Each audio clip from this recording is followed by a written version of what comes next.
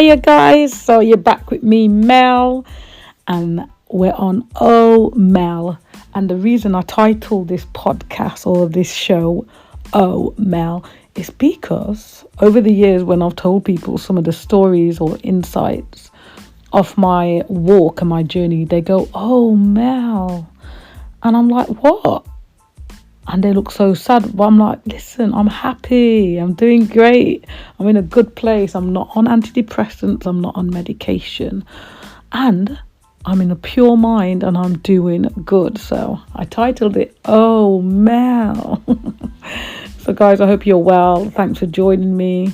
You're back here on my podcast, and this is episode number 6.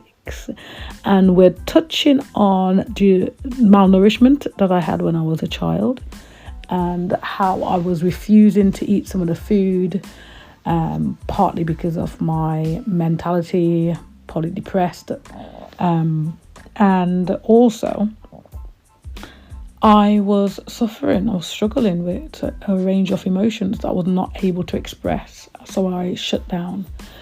But on one occasion, I'm going to go straight in there.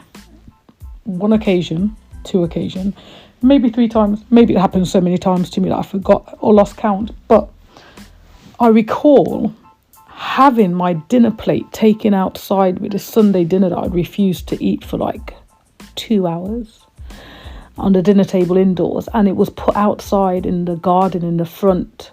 And I was put on a little stool to sit down and eat this food. And I recall just wearing some panties and a white vest. I can't remember what was on my feet, but I also remember that it was freezing cold. And I was sat in this garden with the food in front of me, and I was just staring at the house thinking, is someone going to come and rescue me? Is anyone going to come and take me? Is anyone going to come and get me? People were passing by because it was a terrace and people had to pass each other's houses to get to their gate for their front house. And the neighbours were just walking past me. And I was like, hello, I'm in the garden. So now, as an adult, I'm thinking, were all these residents abusing their children and corrupted? Because why didn't someone call social services? Why didn't someone say there's a child with a plate in front of them? It's not no picnic. This was not no summertime in the garden having a nice meal. This was a 6-7-year-old child sat in, maybe I was 6 still, sat in the front of the house in a garden in the middle, and it's winter time, wearing a vest and a panties, and no one called for help. Yes, I'm saying that. No one called for help.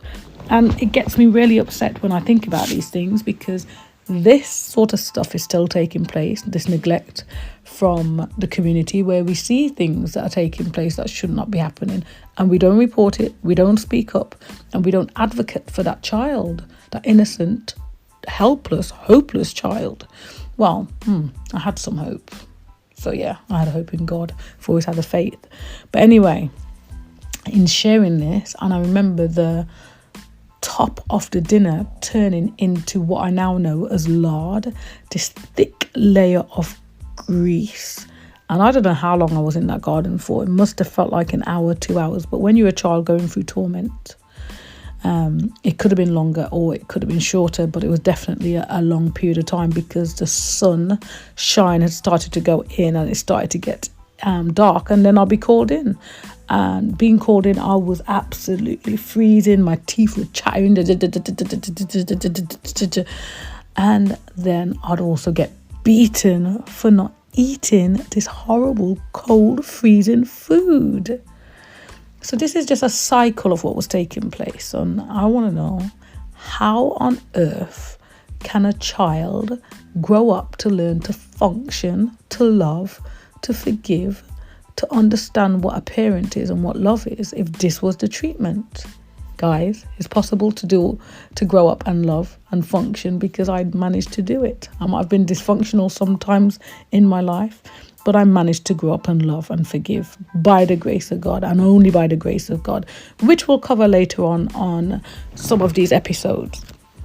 But I just wanted to share the Sunday dinner in the garden experience with you. These are some of the things that have gone on, don't ever get spoken about.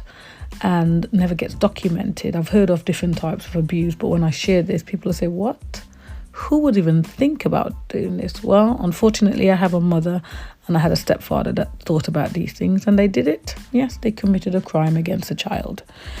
But guys, thank you for listening to this short one. I'm going to keep it short because I want to touch on something else for my next episode. It's been interesting reflecting on these podcasts and sharing my journey with you, because as I'm sharing it with you, I'm recalling what I've been through, and I'm like, hey girl, you are so strong and resilient. You are mighty, mighty, mighty powerful. Yeah, that's exactly what I'm thinking when I listen back to these stories, that I'm powerful, that I've got resilience, that I am a victorious, strong, mighty, awesome, amazing woman that has conquered and overcome so much. So many people don't go through some of this stuff and they don't make it. They may commit suicide. I'm not saying that I never tried, because I did, and I'll talk about that as well. But I'm here and I made it, and I'm telling my story. So guys, thanks for joining me. And yeah, I'll touch more on Maslow's theory and about the different hierarchy of needs in between of this. But that's another ACEs that we just covered, another adverse childhood experience and exposure to trauma and abuse. This is abuse that I was going through. But thanks for staying with me. Thanks for listening. Feel free to make a comment. Feel free to share this. I don't know when I'll be making it live, but feel free to share if you think that it's doing anything, or if you're enjoying listening to my story. My prayer is that one day it will be worldwide and many people will be listening to this story until it becomes a book or a documentary or maybe a TV series, I don't know, or maybe newspaper articles, but some news needs to get out there to say, listen, this person made it, so can you. So guys, I'm just telling you, stay safe. Know that you're blessed, and know that there's a plan for your life. Take care. God bless you.